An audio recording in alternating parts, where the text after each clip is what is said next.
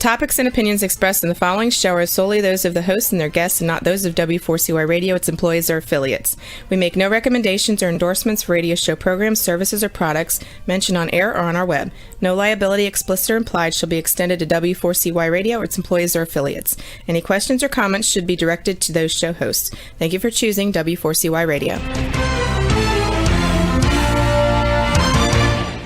Inarticulate speech, inarticulate speech of the heart. Inarticulate speech, inarticulate speech of the heart. Inarticulate speech, inarticulate speech of the heart.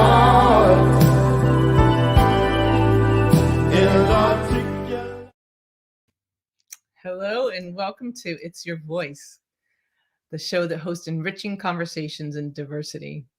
My name is Bahia Yaksan. I am a core alignment coach, an emotional wisdom training specialist, and I have been a diversity educator for many years.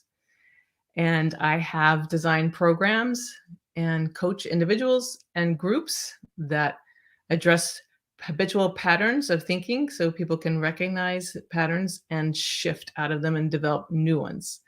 I really specialize in looking at patterns of bias that are not serving us or others. And I have some exciting classes going on. So check out my website at knowwhatyouvantcoaching.wordpress.com. Tonight I have a guest from the East Coast. And I'm really excited to have her here because she is very dynamic. I really want her to share with us how her vision for her work and her passion has evolved over time. And I'm just thank you, Keita A. Whitten Foster, for being here tonight. Oh, hi. Yeah. Thank you for having me and welcoming me into the space. Gosh, the last time I saw you, you were here in Maine. And I was just saying to you backstage, like, last time I saw you, your hair was really mega short. And seeing your hair so long, I guess that shows you how long it's been since I've actually seen you in person. Yeah, way too long. Well, it's great to see you, and thank you so much for showing up. And I want to thank a mutual friend, Marcella Makinen, who originally introduced us those years ago. So thanks, Marcy. And I believe at the time we met, it might have been when you were working on one of your degrees. I know you have several degrees. BSW, licensed in social work, and one I'm really excited to learn about, somatic experiencing practitioner, SEP. Mm-hmm. Before we get there, I just want to recall with you, I believe you were leading diversity dialogues at lunch tables at a university.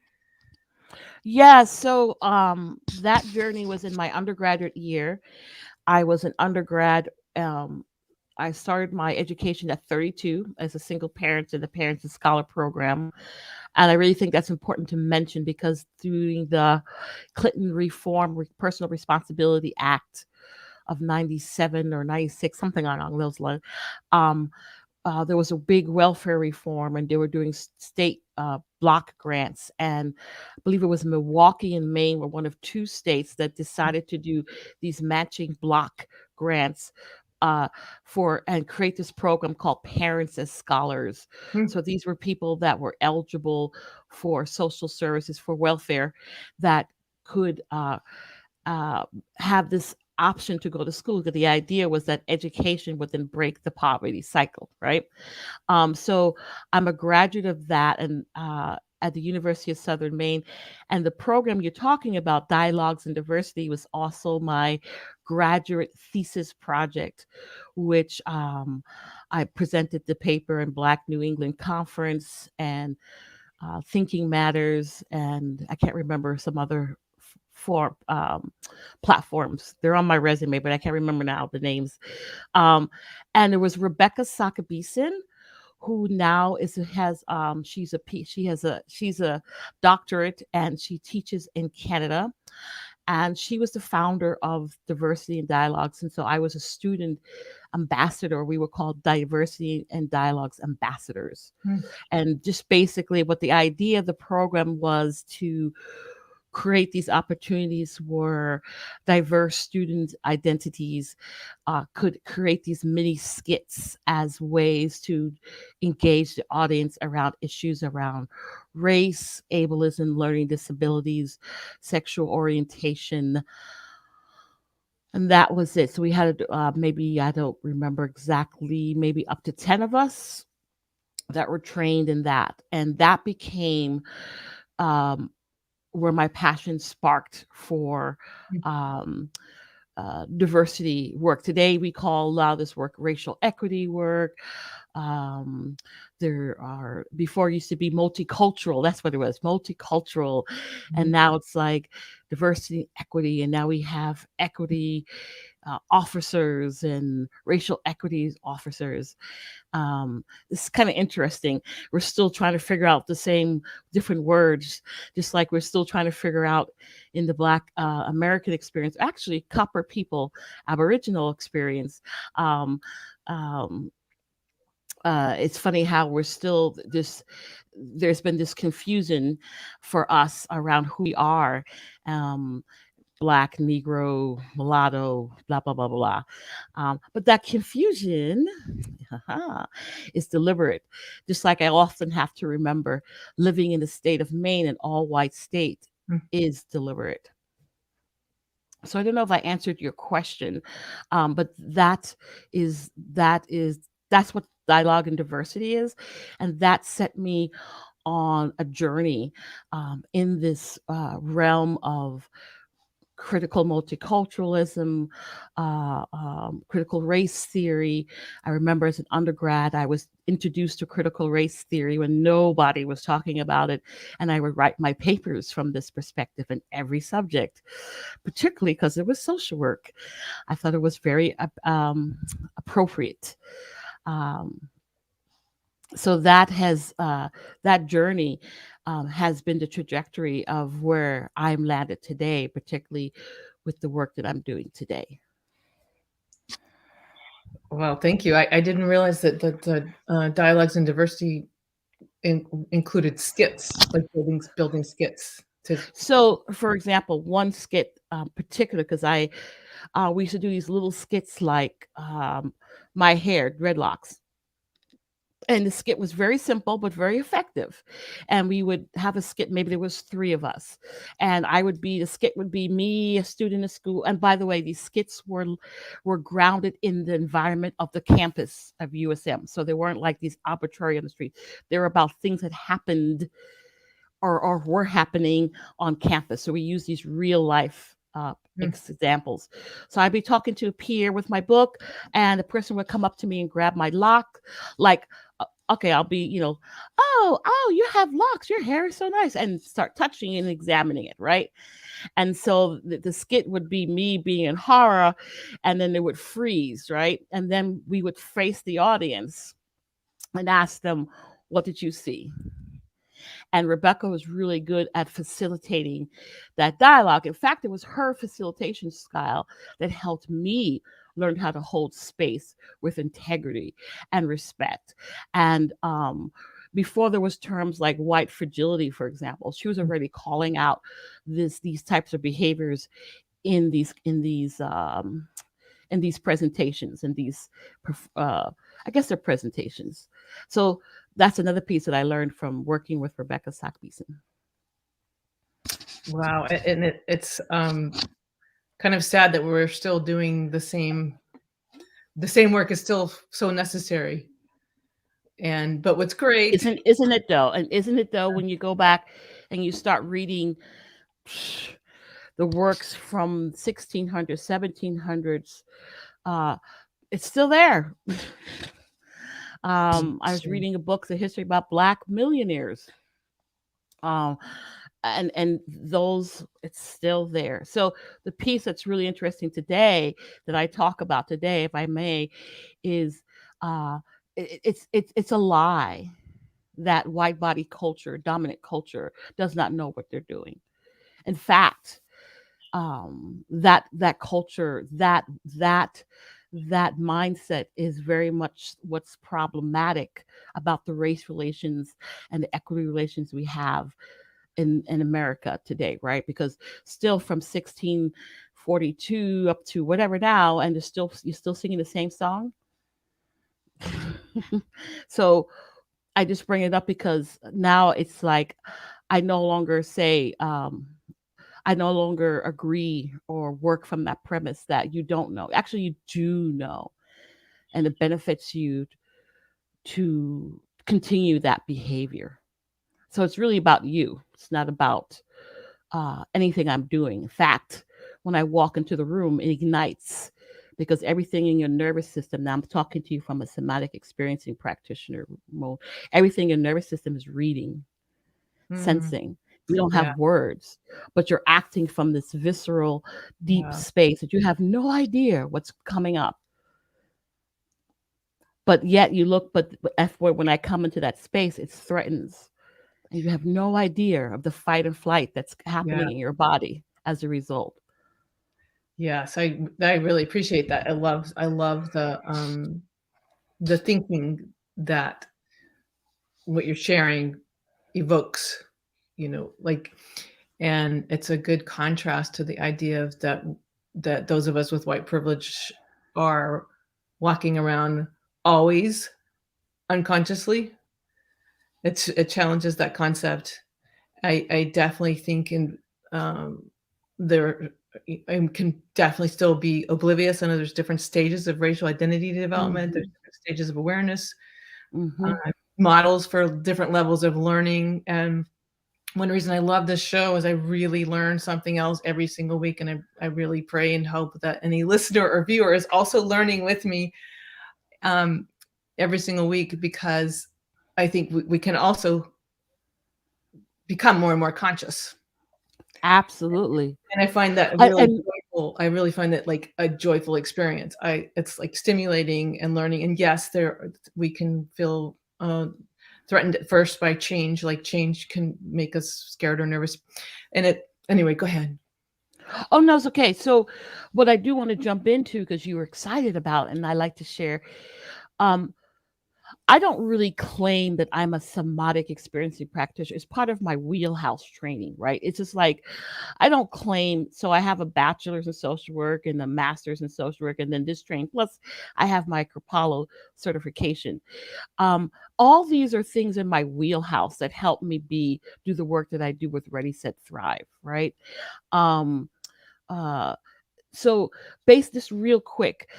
There's some names I want to mention in terms of this philosophy. So yes, somatic experiencing, the concept was it's not originated, but conceptualized and put together by Peter Levine. And I say not original because this work is old work from many different um, this somatic or embodied somatic psychology, all the stuff they say is new. It really comes out of old customs, particularly brown bodies. I'm going to say customs and cultures, somatic. These different ways of where people connected with the earth and each other, right, on this level. So, um, but with that body of thought, there were other people like um, Veselkov and I'm going to forget everybody's name now, of course. Um, uh, uh, the body knows keeps the score. Um, Peter Levine's walking the tiger. Oh gosh, waking the tiger. Now I'm going to forget everything. But remember Peter Levine, Veselkot, and uh, oh, there's one more where he'll come back. And the work that's emerging today is Resma McKemmican's work, who also trained as an LCSW, also trained as an SEP, and developed something called cultural somatics. And then there's another group called generative somatics, which is working around social justice, embodied leadership in social justice.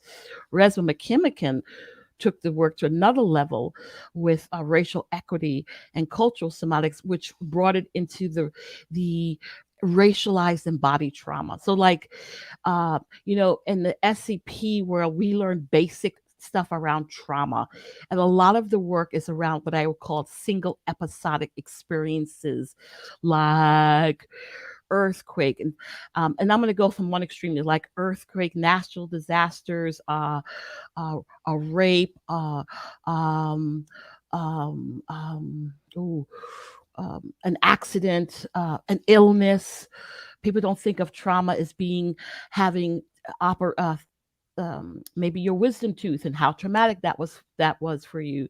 Uh, and then we have what we call, I like to classify as repeative or second wave, which are repeative developmental trauma. So I'm growing up in a household of abuse and neglect, or I'm sex trafficked. I am all these type of things that are repeative, or I'm in a pattern where I'm repeat certain things in my life, certain traumatic events are repeating itself. Then we have a third category, or I like to call third, which is that intergenerational historical. So Resma McKemmican's work is really working with the racialized, historical, intergenerational trauma, which I want to say he wasn't the first. Um, Joy DeGroy wrote the book Post Traumatic Slave Syndrome for healing, right? And right. So she was the first one that actually started bringing this work forward. And then Resma came later with My Grandmother's Hands, great book to read, with really good embodied exercises and practices, by the way. So all that work is the work in my wheelhouse. Quick story. So I started as an else. Sorry, go ahead. I'm going to interrupt you because I want to make sure people understand what you do. Like, Yes, I you was just going heal. to get there. I mean, Yes. you're a healer. Well, So, I want to take that back a little bit. My okay. work is healing. I never claim a healer. I feel like there are certain trainings and disciplines where people are in that wheelhouse who call themselves healers. I like to think that I'm in co-creation partnership with spirit, with ancestors, with your energy. Like I'm really good at connecting with your energy and working that circuitry and creating and we co-create that process of which becomes healing. Does that make sense? Totally. That really makes sense. Because yeah. Right. So one thing I want to say is I'm a recovering LCSW. I opened up my practice in 2014, 50 years old, by the way, first time private practice. And because I did a lot of community mental health and all this stuff for years. What I want to say is I quickly learned, and my practice was called Redefining Therapy. I already was on something. And I was very much involved then with the Kaiser study, 1997, the ACEs study everyone's talking about, adverse childhood experiences. Yes. And that really opened my eye up to a lot of ways. And I was just like thinking about the way we do mental health and not comparable to mental emotional wellness. And it really made me it really pulled what's what I want to say inside me, an ethical cord within my psyche. And although I've been practicing in this venue for a few years, I quickly learned the whole system in which we do it, the way we do insurance, the way we do coding, the way we do diagnosings. And then when you look at ACEs, it's just like, wait, this doesn't match anymore. Right? Okay. Got the call. Ready, Set, Thrive was a divergent to throw away. And then came Spirit helped me with Resma's work, which then piggybacked. And I was like, oh, we have to do this work different. Because really what I was doing all along was decolonizing mental health. So say what you mean by that, please. Just spell that out a little bit. Yeah. So the practices in which we engage in mental health are archaic for a lot of ways. Now, I don't want people need places for people to go and talk and counsel and these type of things. I think those are beneficial. Yes. But the ways in which, for example, kids, it's a new flavor diagnosis. Today you're coming in with bipolar, or I'm attention deficit. And then all of these things that we do in schools. I was working in schools with 501 504 plans or special education around all these accommodations and all this crazy stuff. um, and people coming into schools. I remember in middle school the cuttings and all this ways in which we would go to do intervention. And decolonizing means, first of all, I have to go way back to the genesis of who created mental health, right? And when you really do the research, it gets even scarier about who self-appointed themselves. This is back in the days when people could write a paper. Mm. Mills is one example, the father of gynecology, where people could write a paper or do an experiment. One, not peer review, not the ways in which we have today, what's the word, reliability and I forget the other term, but these are the two standards, right? And all of a sudden, they are a self-appointed one paper, one experiment, a PhD of something, and the father of something. It's Psychology, right? Yeah. Right? Then we base, hold on, it gets better. We base whole curriculums and academics and teach everybody through these lens. So when you talked about decolonizing, you were talking about moving away, shifting to this new paradigm that you use. So decolonizing really is about the historians who wrote it, which is based steep deep in white supremacist, classist, elitist frameworks. Yeah. Yeah, the people who and you want to know what also started making me, yeah, I worked in rural Maine with a lot of poor white families. Mm-hmm. When you start bringing mental health with these models, it didn't work there either.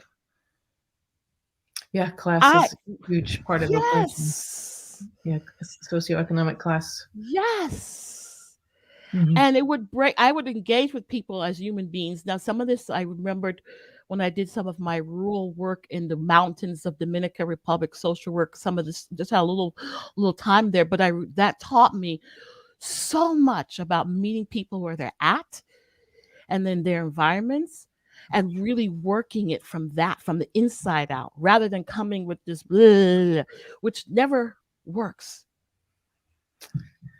Yeah, it's really hard when an external model is put onto you and you're told this is the fix. Well, also hold on though, it's classist and it's racist. Yeah. Yeah. And it doesn't match who you are. Oh, and misogynistic too. We didn't say that piece. I don't say patriarchal anymore because it's really misogynistic if we really want to unpack that, but we can't today. Yeah. And ableist. So tell us more about how it works. You were going to tell a story and I interrupted you, asking you to define something, but can you give an example of or does it involve movement? Oh, somatic. So yeah, okay, so a lot of anxiety when people first work with me, because they think about therapy and they're coming in like, well, you used to be like, one of the things that I love and where I'm comfortable from too is when you come and work with someone like me or someone trained like me. There's different interpretations of somatic experiences. But the bottom line is about using the body as a parameter. Okay. And right. And teaching people, yeah.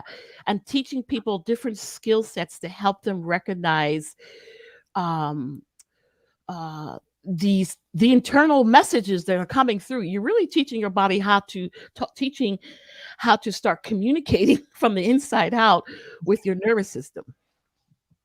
Okay, that right? these things are worth repeating, how to communicate internally with your nervous system. Yeah, It's like I yeah, was my brain wanted to simplify it right away and say, okay, it's listening to your body, but it's more than that. It's yes. starting to learn how do you recognize the signals? The How language, how your body is speaking all the time. We see this a lot of times. Perfect example. Um, walk, talking to somebody. We do this type of stuff when we bypass and override. But my job is to really pay attention. The way I'm trained to use the lens, it's like all the little micro things that are happening with the body language that when a person is talking. We stay curious on those pieces. We look Mm, for incongruencies. mm. Like when a person says, for example, "Oh, I'm so excited. I have a new job tomorrow." Right? And you're like, pause. Do you notice your body? So I kind of exaggerated. Like, what's happening in your spine right now? Well, I don't know. Well, take a look. Right? And there's different ways you can do that, right? Oh, I'm hunched over. Oh, what would it feel like if you so now I'm using some of my yoga skills too, right? Like Yeah. I'm trained. So what happens if you inhale and rotate your shoulders back? All of a sudden there's a shift. What did you notice? Oh, a shift. What type of shift? So we look for these sensations in somatic experience, we call them SIBAM. In with Resma's training, he calls them Vimbas. Same thing, and they basically mean we're cueing for like vibrations. So if I use SIBAM, sensations, um, uh, oh my goodness, I'm about to write it out. Vim. I'll go to Vimbas. Vibrations, images, I am meaning making, um, B behaviors, affects, so and S sensations. Um, Wait, so I'm sorry. What was the M? What was the M? meaning making or Oh, memory. okay, meaning making. Okay. Mhm. So I'm using Vimbas. If I was Okay. using Cybands, it'd be the other one, sensations, images, the same act, same. They both have these similar acronyms, but the idea of that is we are helping people connect with those different ways in which the body's talking to us all the time. We've become so alienated from our bodies, from a whole sorts of different things, usually external stimuli, right? And also, it's hard to live in our bodies. We are not taught about the quiet contemplation. We may have had stuff that happened to us in life that makes it hard for us to be in our skin. Yeah. Um, we could be having what I love about Resma's work is that we could be having a big charge of energy or something, or ah, that's not ours. Hmm. That was an Hmm. historical DNA or type of memory or type of thing. Now, I want to pause there for a minute because we often got to this type of awareness when we talked about Holocaust survivors. And when I look at the Holocaust survivors, I just want to say there's a certain window of time. I think it was a 5 year, no, it wasn't that long. Maybe 4 years if I remember the years of this.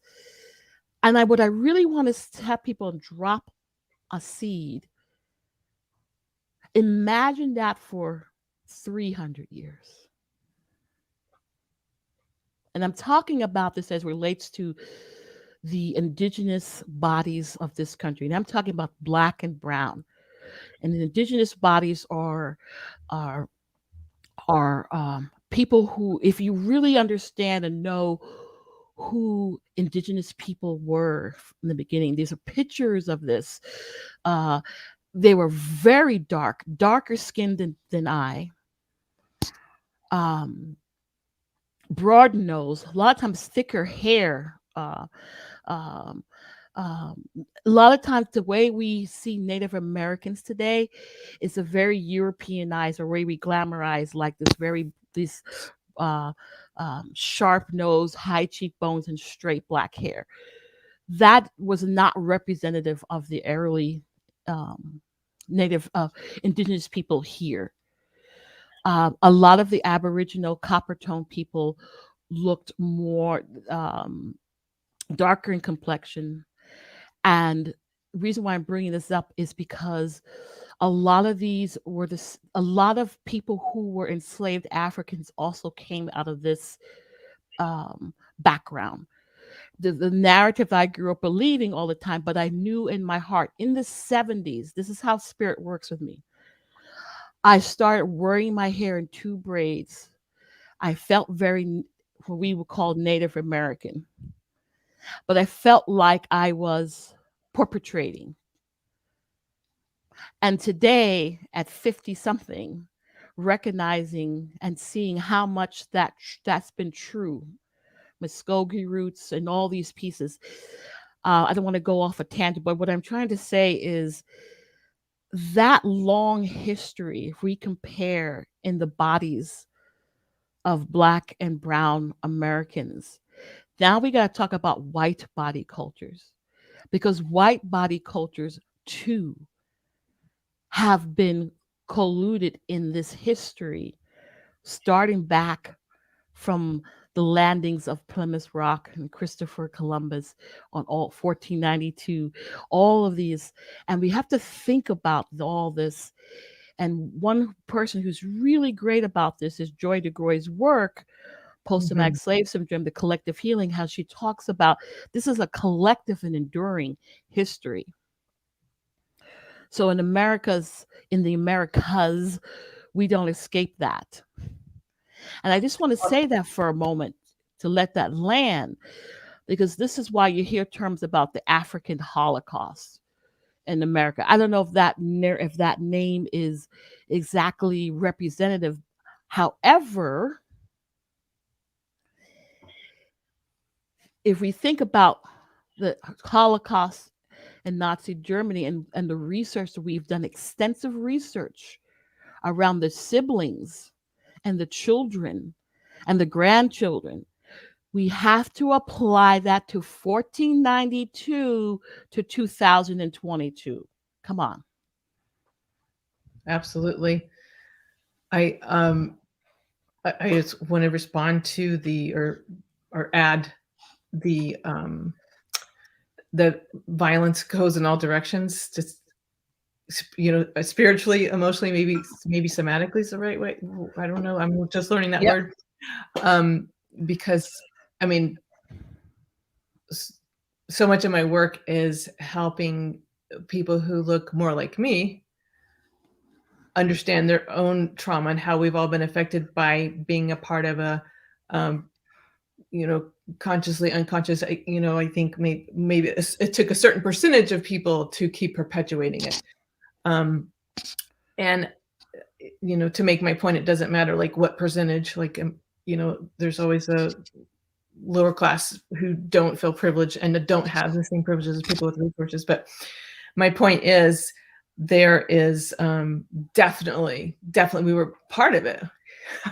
We're all connected, and just get slammed in different ways, and not to equate the level of slamming or the effect. Clearly people who look like me surface to the top and on the backs of brown and Black people, clearly, but yet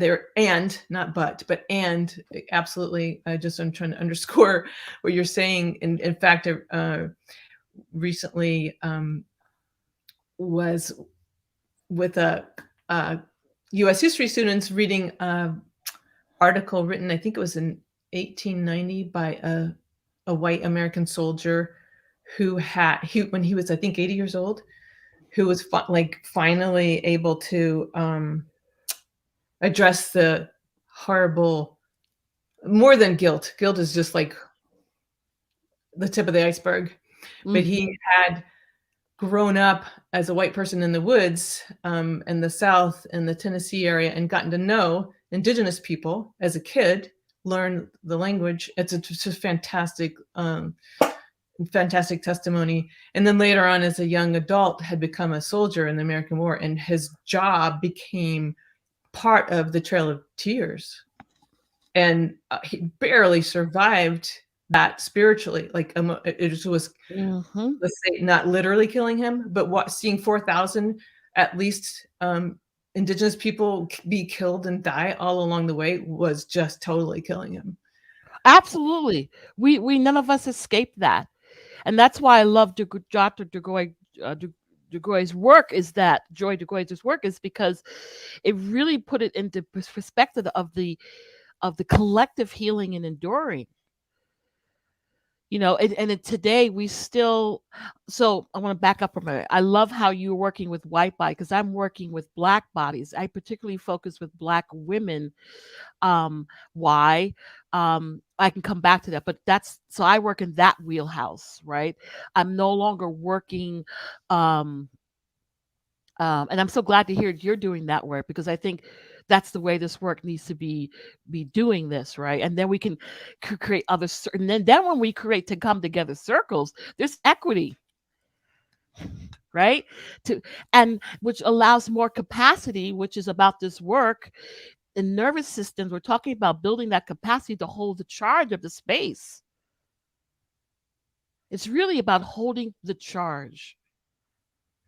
Holding the charge of the space. Can you say Yeah, more? What do you mean by yeah. holding the charge of the space, please? So the moment, remember I talked about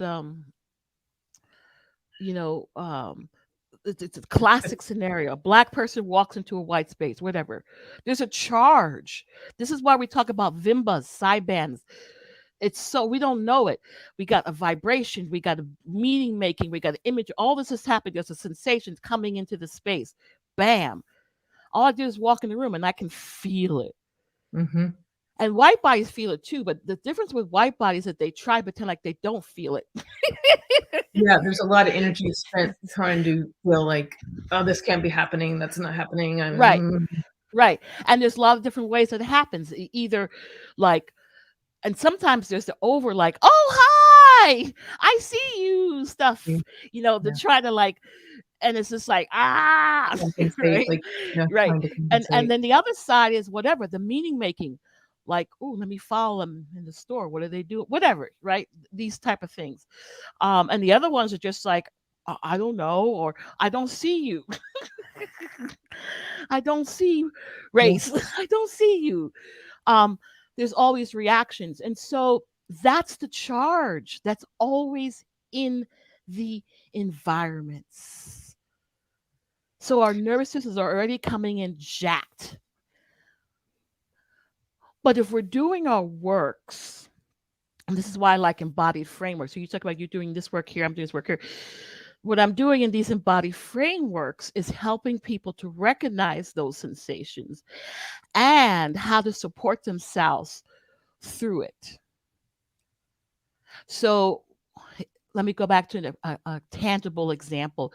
So if I'm working with somebody with Peter Levine has a classic training video where he's working with someone who had a shark, got attacked by a shark.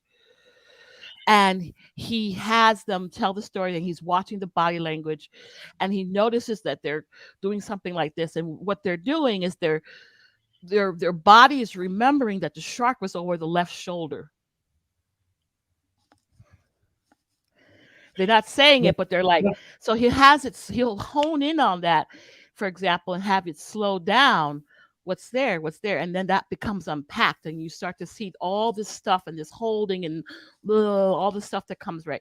So we do this with our nervous system with these issues around race, particularly with these meaning makings and behavior, these things, and we get to start to name them. And we get to start working with it. So I got to work with my capacity. You got to work with your capacity, so that when we come into the room together, that charge, we already know that charge is going to be there, and we're going to have more availability to hold it with each other.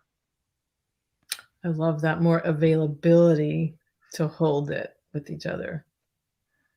More Yeah. availability. And that's the tenets, the backbones of a somatic practitioner, these piece like that, like, right, like how to hold it. So with the shark bite, for example, part of it might be like, what happened the day before? What? How was your day? How was the day? Oh, it was bright. It was sunny. Da, da, da, da, these things. What happened afterwards? Like a lot of times we work with someone with particular single sonic episode. You don't usually with cognitive behavioral therapy. The whole thing is you go into therapy, you start going into the story.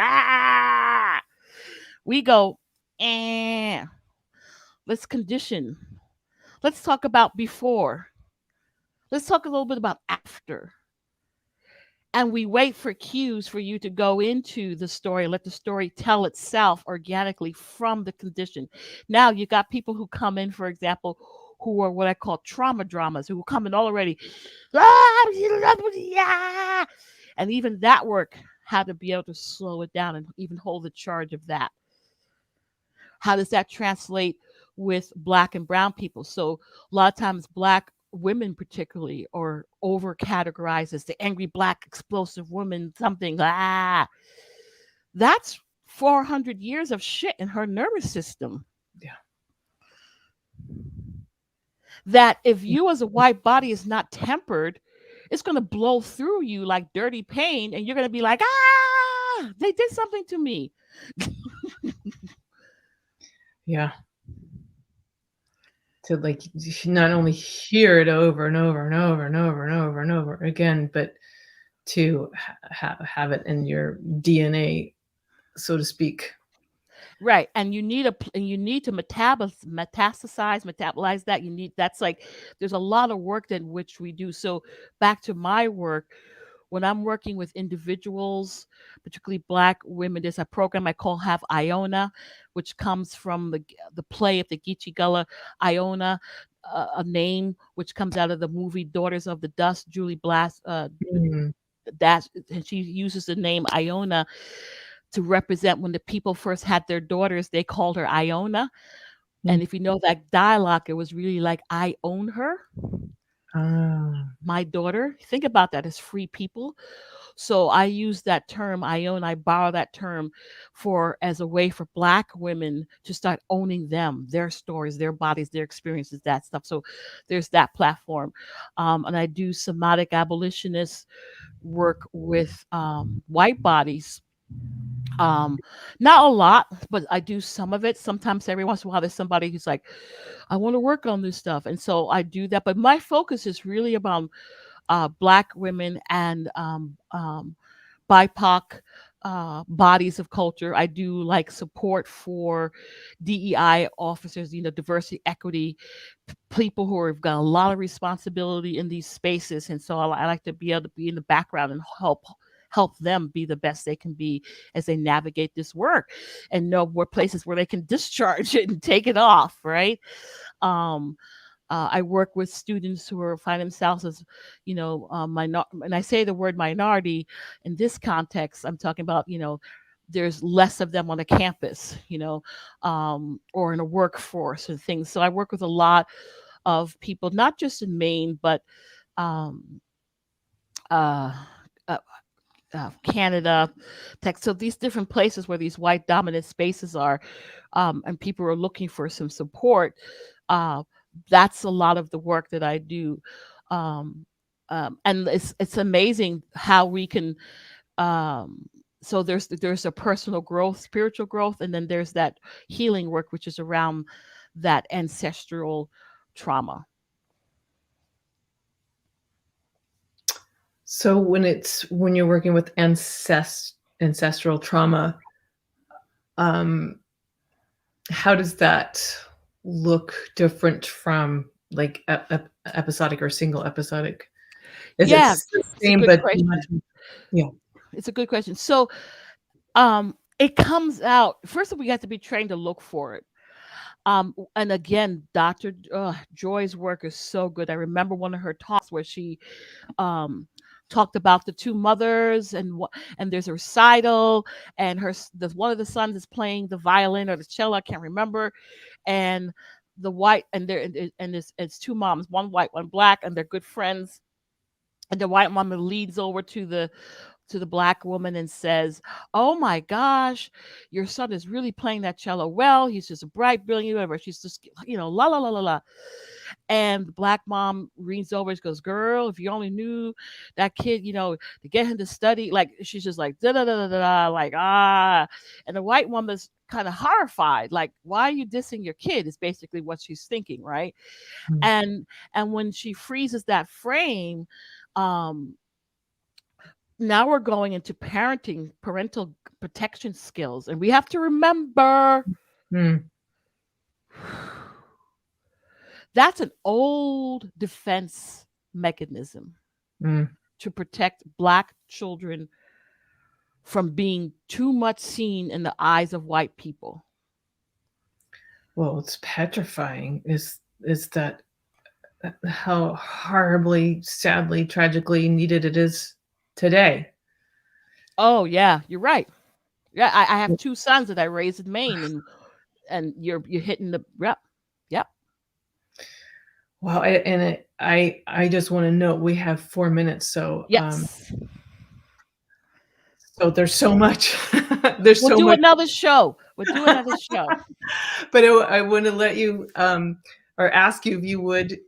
Is there anything you want to say about the ancestral trauma process of healing? I just say it's slow. I look forward. Some people come in like ready to do it. A lot of times it comes out. It's there. It's always there. And it's some of the work that I do with the somatic abolitions with white bodies or white organizations, dominant organizations, where we come in. What I can say is that it's a slow process, and we really work on. There's a lot of shame, guilt. Oh my gosh. What's the word I'm looking for when you're sad? Grief. Grief, Grief. but there's another word for it. There's a deeper word, when Shame. you're mourning. Hmm. Um, but it's that type of bereavement. Bereavement. Ah. And that's the stuff that shows up today, misdiagnosed, in as anxiety or panic or attention deficit, bipolar, all these types of disorders. And when you trace and you understand and you link that, you can see. Peter Walker, great website, does a great analogy on complex PTSD, which really gives you the framework for understanding. People want to know intergenerational and historical trauma and then how it plays out. Wow. Okay, Peter Walker. And Well, Resma McKemmican, go to his website. can you spell it? Because some of our listeners are listeners on the radio. I always have a hard time pronouncing spelling it. I think it's MEMNEK McKennicam AM. So his book is My Grandmother's Hands. Oh yes. Okay. Yes. If you Google My Grandmother's Hands, his website will come Yes. up. And it's just the way my brain works with letters sometimes. That's my special stuff, but that's okay. Yes. So just look up Resma McGimmican, My Grandmother's Hands, Peter Walker, and CPTSD, which stands for Complex Post-Traumatic Stress Disorder. And he really breaks down a lot of these patterns. And when you really start to look at that through an ACEs lens, through this work that Resma's done, you start to see new pathways of understanding to address emotional holistic wellness. Wow, thank you for the resources. And I see we just have a minute left. So can you now give us your website? So sure. The radio listeners can hear. Yeah. So it's my name, really easy, without the Foster, KeitaAWhitten.com. Yep. That's the website, KeitaAWhitten.com. So KeitaAWhitten.com. I give out free consultations. So if you want to know more, book yourself a free consultation. Nothing to lose. And we get to chat for 20 minutes. Hey, it's all good. Thank you so much for being here today. Incredible. I look forward to hearing more. And your website is beautiful. And it is dynamic. I really encourage people to check out Keita A. Whitten's website. Yes. I want to thank you. And I also love thanking Roxy, our sound engineer, who just makes the show Yay! happen, and Thank our you. producer, Dean, and truly all the listeners and viewers. Thank you so much for tuning in. And we'll see you next Wednesday at 8 p.m. Eastern Time on Talk 4 TV or on radio. Tune in to w4cy.com. And may we all have enriching conversations in diversity this week. Ashe, amen, amen. Inarticulate speech, inarticulate speech of the heart. Inarticulate speech, inarticulate speech of the heart. Inarticulate